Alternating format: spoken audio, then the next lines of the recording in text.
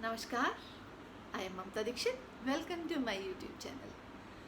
आज जो टॉपिक मैं लेकर उपस्थित हुई हूँ, जल्दी से लोग उस टॉपिक पर बात नहीं करते। अच्छी समस्या है, 75% लोग इस समस्या से ग्रसित हैं, लेकिन बताते नहीं हैं। वो समस्या है कॉन्स्टिपेशन। कॉन्स्टिपेशन कैसे होता है? हमें सबसे पहले तो हमारी लाइफ स्टाइल से ही होता है कि हम रॉ फूड आजकल हमने बहुत कम कर दिया है, जंक फूड खाते रहते हैं। अगर हम सुबह का ब्रेकफास्ट रॉ करें, फ्रूट्स के साथ करें, दलिया खाएं, जितना भी मोटा खाएं, मोटा अनाज, उतना ही हमें कॉन्स्टिपेशन में हेल्प मिलेगी। और दूसरी चीज़ क्या कि हम जब टॉयलेट जाते हैं तो जल्दबाजी में न जाएं। कई लोग पेपर लेके चले जाते हैं, फ़ोन लेके चले जाते हैं। नहीं, आपका पूरा कंसंट्रेशन किस पे होना चाहिए? आपके टॉयलेट पे होना चाहिए। आपने जो तांबे के बर्तन में रात में पानी रखा है, सुबह उसे पिएं। सबसे पहले काम क्या होना चाहिए आपका? शरीर की गंदगी साफ करना। ये नहीं कि पहले ब्रश करने लग गए या पहले और कुछ करने लग गए। नहीं, सबसे पहले आप अपने अंदर की सफाई करें, टॉयलेट जाएं। और पूरा कंसंट्रेशन आपका किस पे होना चाहिए? आपके टॉयलेट पे होना चाहिए। पहली चीज़ तो ये। दूसरी चीज़ क्या है? आजकल बच्चों के जो स्कूल जाने का टाइम होता है वो बहुत गलत भी नहीं कहूँगी। सुबह 5:30 बजे उनका कोई भी सवारी उनको लेने आ जाती है और वो चले जाते हैं। हड़बड़ी में वो टॉयलेट जाना भूल जाते हैं या बैठते हैं तो जल्दबाजी में निकल आते हैं। तो टॉयलेट ऐसी चीज़ है, इसे हमें जल्दबाजी में बिल्कुल नहीं करना, बिल्कुल इत्मीनान से जाना है। तो वो बच्चों को जो समस्या बचपन से शुरू हुई कि वो टॉयलेट नहीं गए, फिर शायद स्कूल वगैरह में जाते होंगे, तो वो बड़े होने तक वो परमानेंट समस्या हो जाती है उनकी, क्योंकि सुबह टॉयलेट जाना वो भूल ही जाते हैं। तो बच्चों को थोड़ा सा 10 मिनट पहले उठा दें, लेकिन टॉयलेट जाने की आदत ज़रूर डालें कि सुबह सुबह वो टॉयलेट चले जाएं। ठीक है।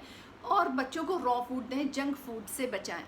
आयुर्वेदा में कहते हैं कि एक बार हम जब खाना खाते हैं तो हमें एक टुकड़े को 22 दफ़ा चबाना चाहिए। लेकिन 22, 32 जो भी है, लेकिन इतना नहीं। आप अच्छी तरह चबा चबा के 20 बार भी चबा लें। 32 बार का कहते हैं, 32 बार चबाना चाहिए। तो 32 बार चबाने की ज़रूरत नहीं, आप 20 बार भी अच्छी तरह उसको चबा लें तो वही काफ़ी होगा। बच्चों को भी ऐसी आदत डालें, जब खाना खाएं तो सामने ना मोबाइल हो ना टीवी हो, केवल पूरा कंसंट्रेशन आपका खाने पर हो। और आयुर्वेदा में कहते भी हैं कि जितना ज़्यादा टाइम आप खाना खाने में लगाएंगे और उतना ही कम टाइम आपको टॉयलेट में लगेगा, और जितना कम टाइम आप खाना खाने में लगाएंगे उतना ही ज़्यादा टाइम आपको टॉयलेट में लगेगा। अब आपको ये डिसाइड करना है कि आपको टॉयलेट में ज़्यादा देर रहना है या खाना खाने में ज़्यादा टाइम लगाना है ना? मेरे ख्याल से तो खाना खाने में ज़्यादा टाइम लगाना चाहिए। चबा चबा के खाएं और टॉयलेट फटाफट होकर आ जाए। अब ये तो रही खाने की और हमारी लाइफ स्टाइल की बात। अब सारे लोग पेपर में पढ़ते हैं, टीवी में देखते हैं, अलग अलग चैनल्स में देखते हैं, काफ़ी कुछ नॉलेज है एक रॉ फूड के बारे में, लाइफ स्टाइल के बारे में। अब दूसरी चीज़, जो वो टॉयलेट में बैठते हैं, देखो इंडियन टॉयलेट बहुत बढ़िया टॉयलेट हुआ करता था। एक तो घुटनों की हमें समस्या नहीं होती थी।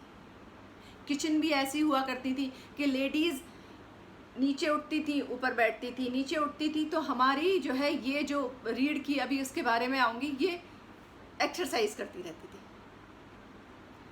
अब क्या है, घुटने क्यों आधे ख़राब हो गए कि पूरा टाइम लेडीज़ का किचन के स्लैब पे खड़े होके निकल जाता है या बैठ जाते हैं वो किसी सोफे पे, बेड पर, तो वो भी बेकार हो गया। तो कॉन्स्टिपेशन की समस्या होगी ही होगी, घुटनों की भी समस्या होगी।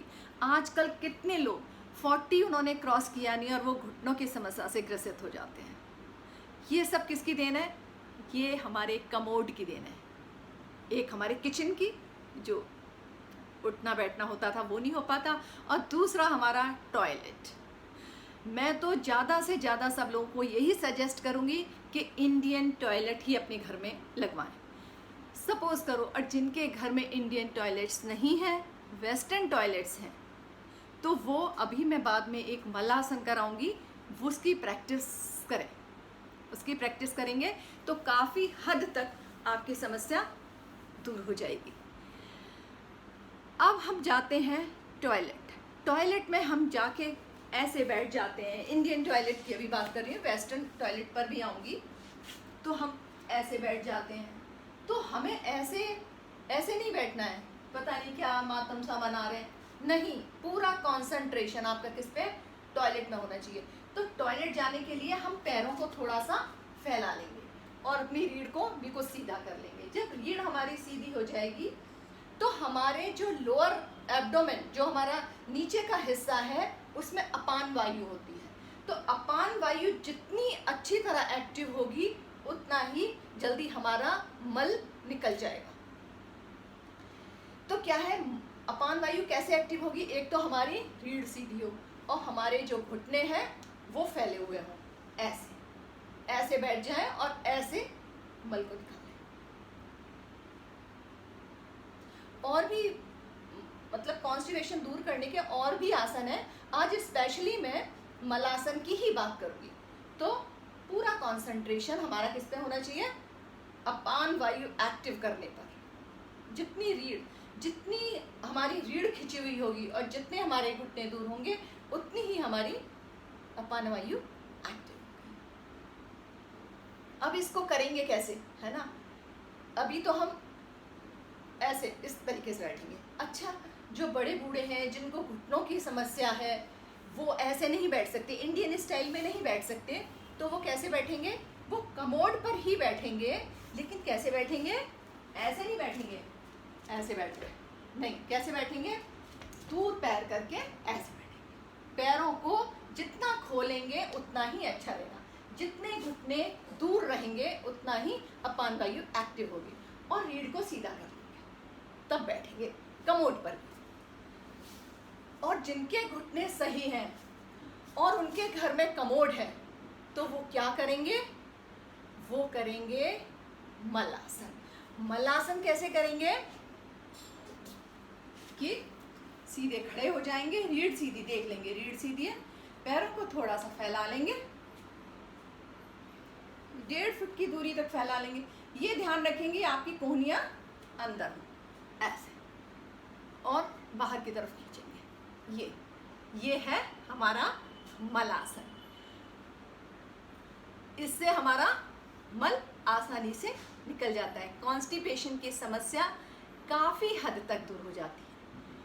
और एक चीज़ और, ये जो प्रेग्नेंट लेडीज़ हैं वो भी इसको कर सकती हैं,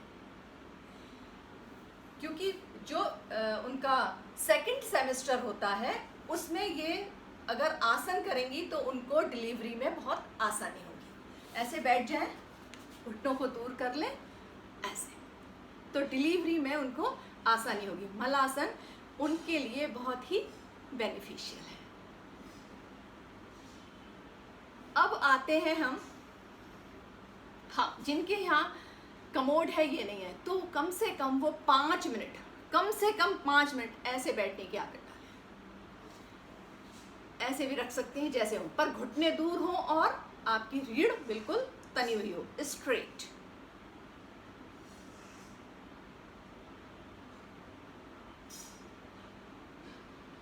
ठीक है, लाइफ स्टाइल हो गई है ना, लाइफ स्टाइल का भी ध्यान रखेंगे।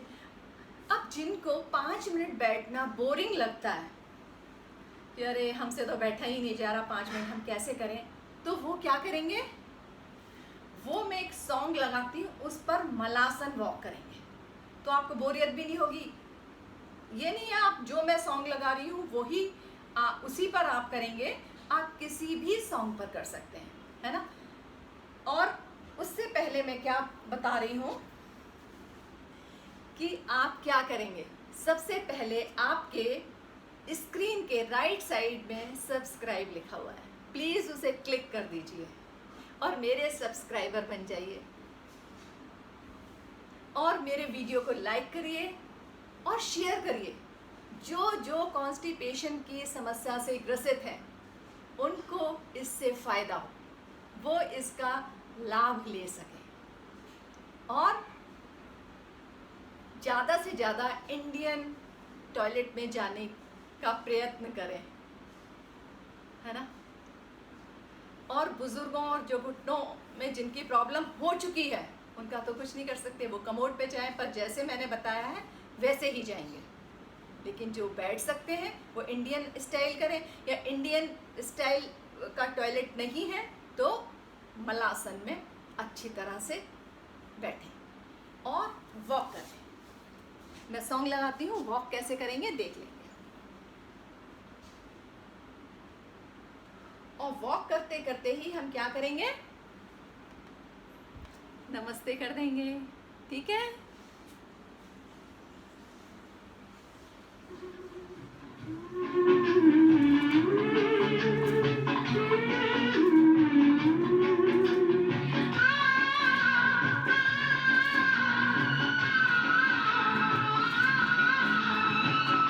चलते रहें।